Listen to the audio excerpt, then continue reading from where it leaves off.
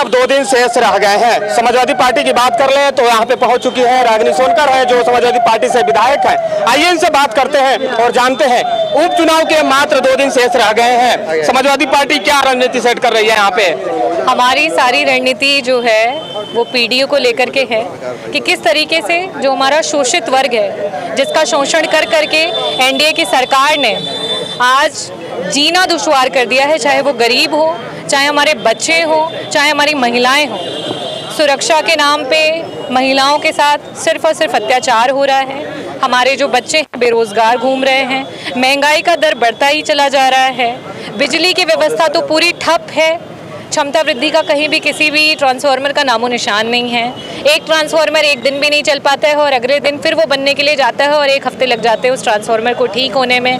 अगर हम चिकित्सा की बात करें तो आप देख लीजिए, स्ट्रेचर तक नहीं मौजूद हैं। आए दिन राष्ट्रीय अध्यक्ष जी अपने ट्वीट के माध्यम से भी बताना चाह रहे हैं कि कम से कम अब तो आप सुधर जाइए, अब तो संभल जाइए। आप बात करते हैं 1 डिस्ट्रिक्ट और 1 हॉस्पिटल की, और आप स्ट्रेचर तक नहीं दे पा रहे जनता को कि वो अपने लोगों का इलाज कर सकें, उनको कम से कम हॉस्पिटल में पहुंचा सके। आज पीएससी और ये सीएससी की इतनी बुरी स्थिति है कि उसका वर्णन नहीं किया जा सकता है।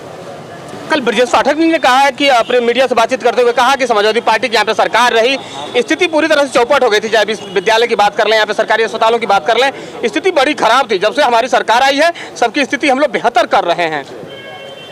9 साल की सेंट्रल की सरकार हो गई, डबल इंजन की, और अब तो कहते हैं ट्रिपल इंजन की सरकार है इनकी। और 9 साल कोई छोटा मोटा दौरा टाइम तो होता नहीं है। साथ ही साथ 7 साल हो गए इनकी उत्तर प्रदेश की सरकार, और ये कहते हैं कि किसी ने खराब कर दिया और हम ठीक कर रहे हैं, तो आपका तो ठीक दूरबीन लेकर के भी दिखाई नहीं देता है। अगर आपने ठीक कर दिया है तो आए दिन, अभी कोरोना काल तो आप छोड़ दीजिए, उसके लिए तो आप जवाब ही नहीं दे पाएंगे। अभी जो रिसेंट डेंगू, मलेरिया और चिकनगुनिया से जिस तरीके से लोग लाचार हैं, इतनी सारी डेथ हुई, यहाँ तक कि प्लेटलेट की जगह पे जूस चढ़ा दिया गया एक पेशेंट को, और आप कहते हैं कि आपने व्यवस्था ठीक कर दी है। आज स्ट्रेचर नहीं है कि किसी भी पेशेंट को हॉस्पिटल में ले जा सके, बेड्स नहीं अवेलेबल है, डॉक्टर्स नहीं अवेलेबल है। आपकी दवाइयाँ जो हैं वो सरकारी दवाइयाँ फेंक ही रह रही हैं कचरे में, आपको छापा मारना पड़ रहा है। ये स्थिति है। आपके 7 साल के कार्यकाल में आपने ये ठीक किया कि आपको अब जाकर के छापा मार के ये स्थितियाँ दिख रही हैं, और आप कहते हैं कि आपने चेंज कर दिया।